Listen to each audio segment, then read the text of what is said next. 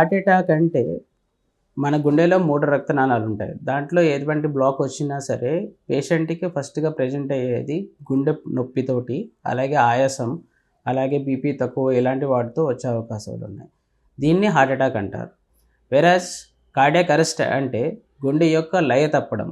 So, either going అదే ఒకేసారి గుండె వేగంగా కొట్టుకోవడం, లేకపోతే తక్కువ కొట్టుకోవడం.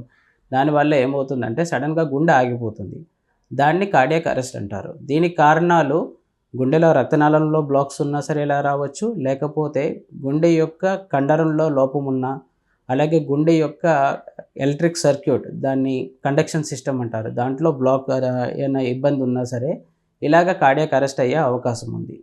సో, ఇప్పుడు కార్డియాక్ అరెస్ట్‌కి కారణాలు మనకి యూజువల్‌గా మనకి కార్డియాక్ అరెస్ట్‌లో ముందుకి కొంచెం సంకేతాలు రావచ్చు.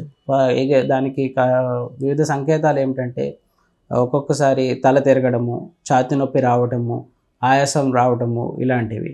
ఇలాంటి సంకేతాలు వచ్చినప్పుడే మనం వెంటనే డాక్టర్‌ని కన్సల్ట్ చేస్తే సో దట్ ఇన్వెస్టిగేషన్స్ అన్నీ చేసి దానికి నెసెసరీ ఇంకేమైనా డిటెక్షన్ అయ్యిందంటే దానికి తగ్గట్టు మనం ప్లాన్ ఆఫ్ మేనేజ్మెంట్ డిసైడ్ చేయొచ్చు.